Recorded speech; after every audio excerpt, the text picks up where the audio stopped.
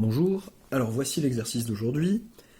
L'énoncé est relativement court, mais en fait il est tiré d'un exo un petit peu plus long, avec une deuxième question en fait dont vous trouverez l'énoncé et la correction comme d'habitude en description de la vidéo. L'exercice en question est tiré de CCP MP 2016. Alors, soit P appartenant à R de X, polynôme à coefficient réel, et soit A un réel, montrer que si P de A égale P' de A égale 0, alors x moins a au carré divise P. Bon, résultat que certains connaissent probablement, il va s'agir de le démontrer ici. Vous pouvez vous donner peut-être une dizaine de minutes avant de regarder la correction, et du coup, correction. Donc, bon, il y a quelqu'un qui crie dehors, c'est un peu relou, est-ce qu'on va... Non, flemme de relancer.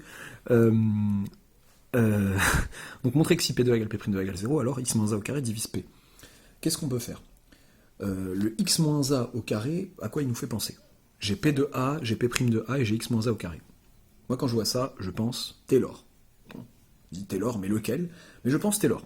Ce qui est sympa avec les formules de Taylor, c'est qu'en fait, quand on va faire intervenir les dérivées successives, et qu'il s'agit d'un polynôme, eh bien à partir d'un certain rang, ça va s'annuler. Ce que certains appellent formule de Taylor polynôme pour dire les différentes formules vont revenir à la même formule quand c'est un polynôme et que je la fais à l'ordre, que j'applique la formule à un ordre suffisant.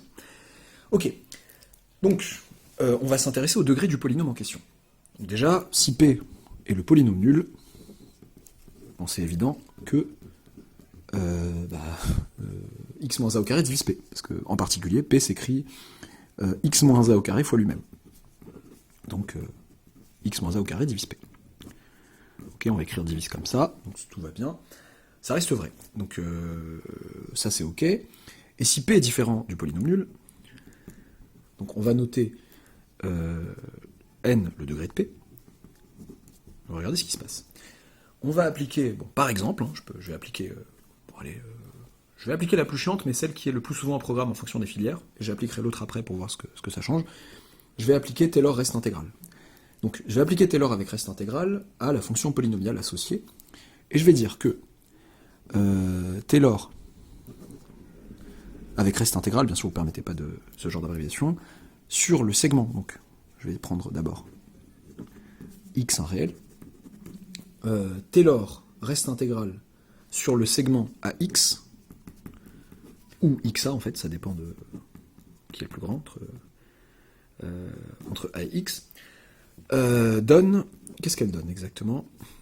Eh bien, que P de X, ça c'est vrai pour tout réel X, c'est la somme pour k allant de 0 à n de P dérivé km calculé en A sur k factoriel fois x moins a puissance k, et Taylor reste intégral me donne le reste sous forme d'une intégrale. Bon, j'ai révisé avant de faire, bien sûr, hein, je ne vais pas vous mentir, pas me tromper sur les puissances, x moins t puissance n sur n factoriel, p dérivé n plus unième de t, dt. dt. Pardon. Et du coup, ce qui est intéressant, c'est que la dérivée n plus unième, si polynôme est de degré n, c'est nul en fait ça. Ce truc est nul.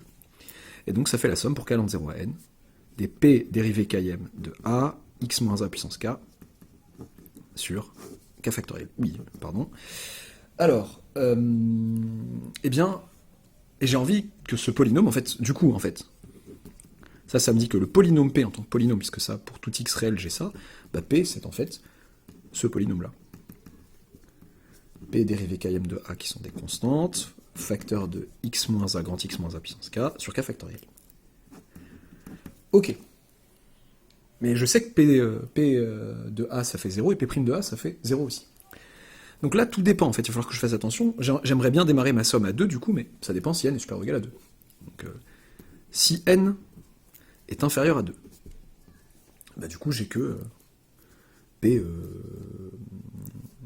égale 0. Il n'y a que des termes nuls, il y a deux termes nuls dans le... Enfin, si n égale 1, en fait, ou si n égale 0, qui n'a pas été traité, parce que là, c'est n égale moins l'infini,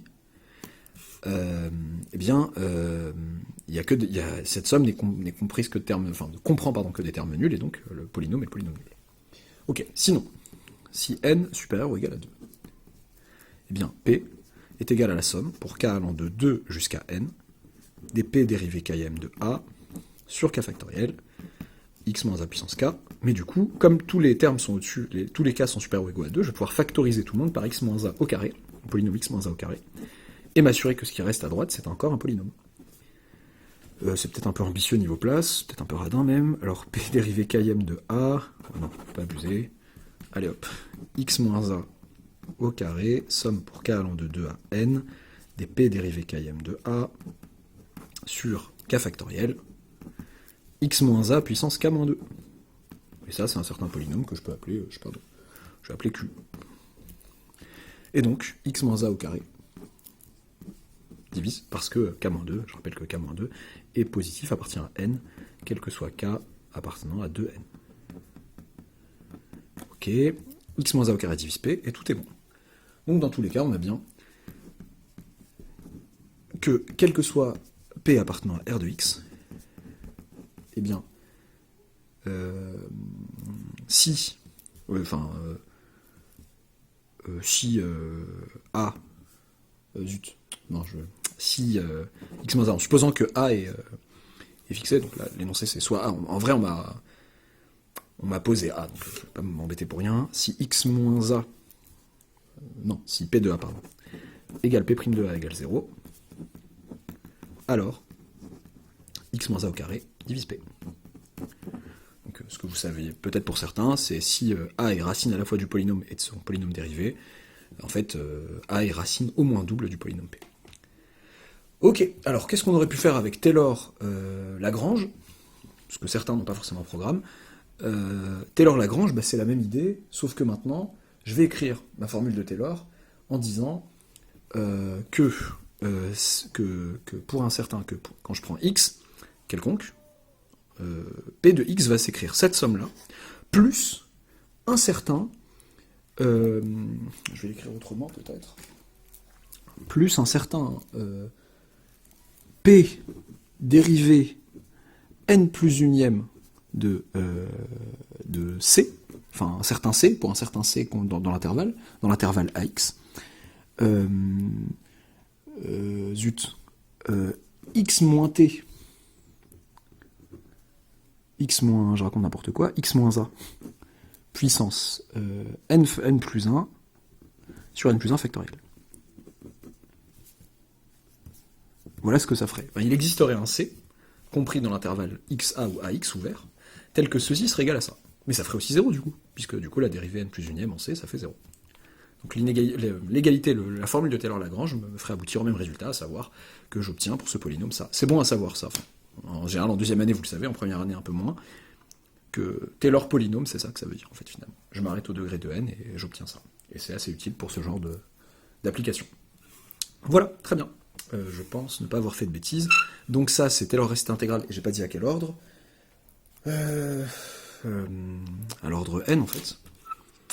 J'ai peur de dire une bêtise. Alors Taylor reste intégral, quand on dit ça... Oui, non, normalement, on dit qu'à l'ordre n, on fait ça, et du coup, là, il me reste un truc à l'ordre n plus 1. Voilà l'idée. Très bien. Voilà, et à très bientôt pour une nouvelle vidéo.